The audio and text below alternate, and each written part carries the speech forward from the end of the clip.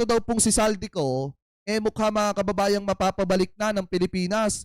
Kasi sabi po dito, pagpapauwi kay Saldico, pinatututukan na daw po ni PBBM. Ibig sabihin, pinatatrabaho na ng presidente ang posibleng pagpapabalik dito daw po kay Digong. At yan po ay ayon kay Secretary John Vic Remulla. Anyway, shoutout po kay Ma'am Dolly Babes ha. Nagbigay ng direktiba si Pangulong Bongbong Marcos kay DILG Secretary John Vic Remulla kaugnay sa pagpapauwi kay dating Ako Bicol Party List Representative Zaldico. Ay, Tina Reyes, mega love shoutout. Sorry, hindi kita napansin. Masyadong pikunata kayo. Ma'am Tina Reyes, mega love shoutout po ha. Sabi dito, ayan, pa-shoutout naman po, Jake, watching from St. Joseph Village, Kabuyaw, Laguna. Mega love shoutout po ha. At live mula sa Malacanang, nasa frontline ng balitang yan, si Maricel Halili. Maricel, ano ba itong utos ng Pangulong Marcos sa DILG? Ruth, sa press briefing nga ni Interior Secretary John Vic Remulla kanina dito sa Malacanang, sinabi niya na mismo si Pangulong Bongbong Marcos na ang nag-utos na gumawa ng paraan para mapabalik dito sa Pilipinas si dating Ako Bicol Party List Representative Zaldico. Ang sabi ni Secretary Remulla, sa ngayon habang wala pang extradition treaty sa pagitan ng Pilipinas at ng Portugal, ay nakikipag-ugnayan sila sa Interpol nang sa gayon ay makatulong para mapa-repatriate itong si Zaldico pabalik dito sa Pilipinas. Alam naman natin. Ayan mga kababayan, sabi po ni Secretary John Vic Remulla, mismong si Presidente na ang gumagawa ng paraan para maibalik ng bansa ito pong si Zaldico. Kasi di ba ano ba yung sabi kanina ni Toby Tiangco? Si Zaldico nga hindi namin mapapanagot, hindi namin maibalik ng Pilipinas tapos pipirma pa ako sa impeachment ni Sara Duterte. Paano yan? Kapag ka si Zaldico na ibalik ng Pilipinas at napapanagot. So ibig sabihin kapag kami nag-file ng impeachment complaint laban kay Sara, no choice ka, Toby Tiangco, kung hindi pumirma. Kasi mga kababayan, mahirap kasi magsalita ng kung ano-ano, lalo na at alam naman natin na yan pong sinabi ng ating mahal na Pangulo na papapanagutin talaga lahat ng mga sangkot sa maanumalyang flood control, talagang mapapapanagot. Kasi biruin nyo mismong presidente na po ang gumagawa ng paraan, mapabalik lang ng Pilipinas si Zaldico. Lahat na isa si Zaldico dun sa sinasabing basimuno dito sa anomalya sa flood control project. Pero hanggang ngayon, hindi pa siya nakakauwi dito sa Pilipinas. Ang sabi ng Secretary Remulla, doon sa pinakahuli nilang impormasyon na nanatili pa rin sa Portugal, etong si Zaldico at hawak pa rin niya ang isang Portuguese passport. Kaugnay pa rin yan dahil nga ang Independent Commission for Infrastructure ang patuloy na nag-iimbestiga dyan sa anomalya sa flood control. Tinanong natin ang Malacanang kung meron bang panibagong guidance sa itong si Pangulong Bongbong Marcos sa ICI dahil may mga usap-usapan na baka i-abolish na to lalo't hindi pa napapalitan yung dalawang commissioners nito na nagbitiw na sa tungkulin. Pero ang sabi ni Yuse Castro, malinaw ang direktiba ni Pangulong Bongbong Marcos sa ICI na ipagpatuloy lamang ang kanilang mandato at pananatiling fact-finding committee. Pakinggan natin ang sinabi ni Yuse. So ibig sabihin hindi po totoo na bubuwagin ito pong ICI mga kababayan at magpapatuloy pa rin po ang ginagawa po nito pag-iimbestiga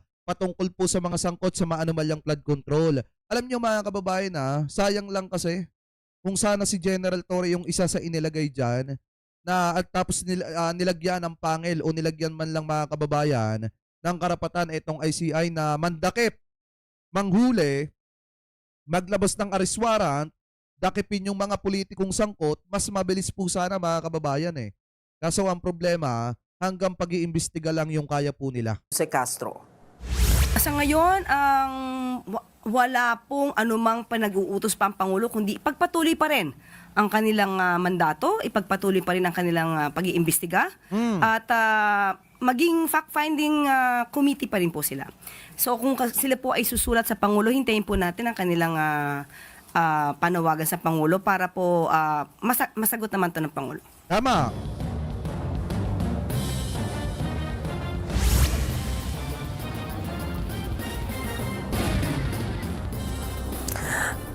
Ruth, sa ngayon tinanong din natin ang DILG kung anong plano nila dito sa mga EPAL politicians. Ang sinasabi nitong si Interior Secretary John Vic Remulla, malinaw na nakasaad doon sa 2026 General Appropriations Act itong pagbabawal sa mga EPAL na politiko na sumama doon sa distribution ng mga ayuda. Kaya galit na galit si Senator Amy Marcos, mga kababayan, kasi nga hindi na siya pwedeng magpa-EPAL para magbigay ng ayuda eh. Kasi nga, pinagbawal na po, mga kababayan, yung pagpapa-EPAL ng mga politiko, yung magsasalita ng habang-haba bago ipamigay, yung mga ayuda na parang ang dating galing po sa kanilang bulsa. Ngayon po kasi bawal na yan. Kaya po siguro nang gagalaite, eto pong si Senator Amy Marcos at tinitira yung mga pondo na inilagay doon po sa mga ayuda. Hinihikayat niya ang taong bayan na magsumite ng mga larawan sa kanila ng mga EPAL na politiko bilang ebidensya. Susubukan daw nila na gawing aktibong muli ang sumbong sa Pangulo website nang sa gayon ay makita nila kung sino-sino nga ba itong mga pasaway na politiko. Iimbestigahan nila, posible daw mauwi sa suspension. Pero kung talaga daw matigas ang ulo, hindi raw imposible na ipasa nila sa ombudsman ang kaso nang sa gayon ay hindi lang kasong administratibo ang kaharapin nila, kundi maging kasong kriminal na rin. Mas maigi rin daw, sabi ni Secretary Remulla, kung ngayon pa lang ay isabatas na yung mas mabigat na parusa para sa mga EPAL na politiko na to nang madala na rin. Ruth? Yan po ang Express Report ni Maricel Halini.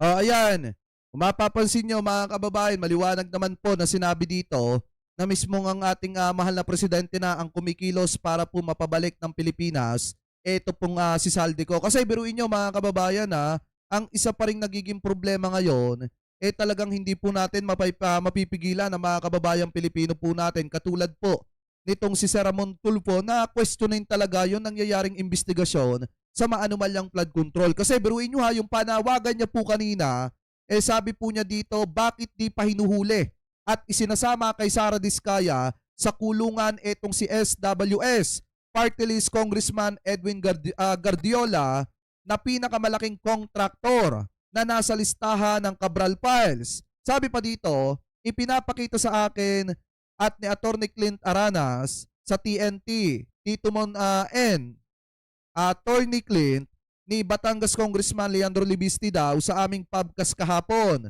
Live na ang TNT podcast mula po kahapon at halos malalaking proyekto ng DPWH. Ang na-corner nitong si Guardiola ayon daw po sa Cabral Files. At saka kung matatandaan nyo, mga kababayan, ito po kasing nangyayaring investigasyon ng ating pamahalaan, hindi po pwedeng sabihing moro-moro yan. Kasi unang-una, yung mga asset po nito pong si Guardiola, maliwanag, mga kababayan, na nakapriz na. At ang pagkakaalam ko, pinakakasuhan na rin ito pong si Guardiola. So anytime, kapag napatunayan na talaga pong siya ay sangkot, posible pong makulong yan, mga kababayan, at posibleng magbayad yan sa lahat ng mga kasalanan na ginawa po niya. Ano po, sabi pa nga dito, kung titingnan pa natin, kung hindi maisasali itong si Guardiola sa listahan ng mga opisyal na sasampahan ng plunder dahil sa flood scam, ay moro-morong investigasyon at dapat ay huwag nang ipagpatuloy, mga kababayan. So ngayon, ang pagkakaalam ko, itong si Guardiola, kasama po yan sa mga congressman na pinasampahan ng kasong plunder, mga kababayan. At ang pagkakaalam ko, kasama rin po yan do sa ibang mga politiko na na-freeze yung mga account at yung mga ari-arian. So ibig sabihin, may ginagawang aksyon ang ating pamahalaan para po mapapanagot ito pong mga ito. So yung judgment sa kanila, kung makukulong ba sila or hindi, alam naman po natin, mga kababayan, na medyo matagal po ang proseso. Once na naipile po yan sa korte sa Sandigan Bayan, yan po ay dadaan pa sa mga hearing. At posible na kapag napatunayan na siya po ay nagkasala, posible siyang makulong. Ngayon, kung hindi naman mapapatunayan na siya ay nagkasala, edi maabsuelto po siya. Ganun lang naman yan, mga kababayan. Kaya nga po sana, eto po mga ito, makulong na po sa lalo't madaling panahon dahil nga sa sobrang tindi ng ginawa po nila sa kaban ng bayan. So ngayon, ang isa pa po dyan, kung titingnan nyo pa, mga kababayan, bukod pa po sa kung pag-uusapan po natin, pagsasampa ng kaso, maiba tayo ng konti. Dahil nga, mga kababayan, pamula po sa flood control, lilipat naman tayo dito po sa isang balita na nakita po natin na kung saan, mga kababayan, ito daw pong si Atty. Claire Castro, nagtungo daw, mga kababayan, at naghain. Ano po, nagtungo daw sa ating Ayan, sabi dito mga kababayan, ito daw pong may kaugnayan sa mga threats na di umano'y nasa shared post ng dalawang individual. Sabi dito, Facebook laban kay Castro kung saan nakasaad na bakikaw ka, awkward ba, at paktay ka. Yan yung sabi at ang nag-post daw ay walang iba kung hindi etong si Attorney Trixie Cruz Angeles. So sa madalit salita mga kababayan, nagsampa ng reklamo sa NBI ito pong si Attorney Claire Castro laban po dito kay former spokesperson, PCO mga kababayan, spokesperson ng Malacanang na si Trixie Cruz ay sinampahan po ng kaso ni Attorney Claire. Kasi nga, alam naman po natin na nag-post itong Luminous na pagmamayari ni Attorney Trixie Cruz ng pagbabanta daw po sa buhay ni Yusek Claire Castro. So ngayon kung titingnan nyo, sabi dito, PCO Yusek Castro naghain ng threat complaint versus ex-press secretary at Trixie Angeles mga kababayan. Sabi pa dito, naghain ng reklamo si Presidential Communication Office, PCO Undersecretary Claire Castro sa National Bureau of Investigation NBI ngayong Martes, Enero 13, laban kay dating Press Secretary Trixie Cruz Angeles at sa isang individual na nagngangalang Ahmed Paglinawan. Ang pagkakaalam ko parang asawa po ata yan ni Trixie Cruz Angeles mga kababayan. So parang ang dating dito, nagbanta po ata itong Luminous na pagmamayari ni Trixie Cruz sa buhay po ni Attorney Claire Castro. Kaya po siya nagsampa ng kaso laban dito kay Attorney Claire laban dito kay Trixie Cruz Angeles mga kababayan. So ngayon, kung titingnan nyo mga kababayan, tama lang naman na dapat kasuhan ng kasuhan yung mga yan ng makulong na bukod sa pagpapakalat ng mga disinformation mga kababayan, maliwanag din naman na yung mga paninira po nila laban sa ating gobyerno talagang sobra-sobra na po. Ang pagkakaalam ko nga nung una, nagpaplano o nagbabalak, bumaligtad yung si Attorney Trixie Cruz. Nakakapagtaka bakit biglang nagbago ang isip po niyan. Di ba tayo nagtatanong lang naman. Kasi naaalala ko lang yung dating balak niya na bumaligtad at iwanan na ito po mga Duterte. Di ba magbitaw ng suporta kay Digong. Pero ngayon, biglang nagbago po yung pananaw at nagbabanta na sa buhay. Di umano ni Yusek Claire Castro. Pero kayo, mga kababayan, kung kayong tatanungin, ano po masasabi nyo hingil po dyan? Tama lang ba itong ginawang hakbang ni Attorney Claire Castro na sampahan po ng kaso itong si Attorney Trixie Cruz Angeles? Kasi kung titingnan nyo mga kababayan, ito po yung post niya ayan sabi dito, nakakatuwa si Claire Castro sa Chucky series niya na para bang naniniwala siyang seneryoso siya ng tao. Kala niya, di naiintindihan ng tao na tauhan lang siya at yang inaasal niya ay umaayon lang sa taong nasa puder o di kaya asawa ng nasa puder. Sabi pa dito, Claire, sana naiintindihan mo na alam naming tuta ka lang. Sana rin sa bagong taong ito maintindihan mo na oras ng na oras na ilaglag ka ng humans mo, appendix at alam nyo na yun mga kababayan, mulang ang walang latay. Resulta ng mga pinaggagawa mo. Sabi pa dito mga kababayan, basahin pa natin.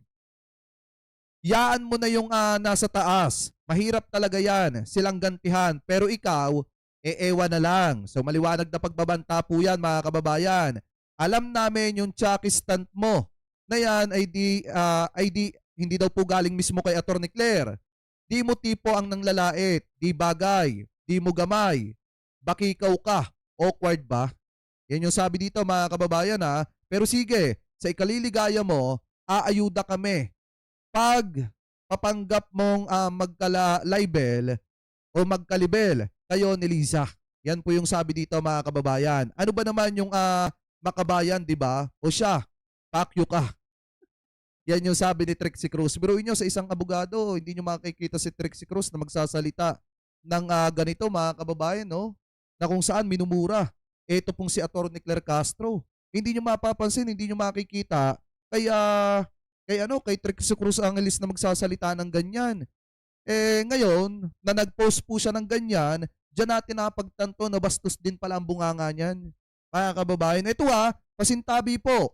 Sinasabi ko lamang po yung totoo. Kung yan po ay post niya, talaga, Compose po talaga ito ng page ni Attorney Claire Castro, ni Attorney Claire, ni Yusek, ni former Yusek, Trixie Cruz Angeles, nauutal ako doon. Napakabastos pala po talaga ng bunganga niyan. 'Di ba? Talagang bastos nga po pala. Talagang bunganga nitong si Trixie. 'Di ba mga kababayan? Kaya dapat lang talaga na nawala siya sa gobyerno ni PBBM kasi hindi po talaga kailangan ng gobyerno ni PBBM ng mga bastos na tao. Ano po mga kababayan? So kayo, kung kayo po ang tatanungin, ano po masasabi nyo? Hingil po dyan. Comment below na lamang po kung ano po ang komento nyo hingil po dyan sa issue po na yan. Sa inyong palagay, dapat po ba na makasuhan at makulong eto pong si Trixie Cruz Angeles? Kasi nga, dahil po dito sa ginagawa po nila na pagbabanta, alam nyo, trabahong-trabaho talaga ng mga DDZ na hindi po, hindi po nila kapanalig at kapag hindi po nila kasama, kapag talo mo sila sa argument, talagang pagbabantaan ka eh. Diba mga kababayan, trabahong-trabaho po nila yan. Ang magbanta ng buhay ng ibang tao kapag hindi sila nananalo sa argumento o sa asaran. Mga kababayan, ano po kayo? Ano po masasabi nyo? Comment below na lamang po kung ano pong opinion nyo. Hingil po dyan.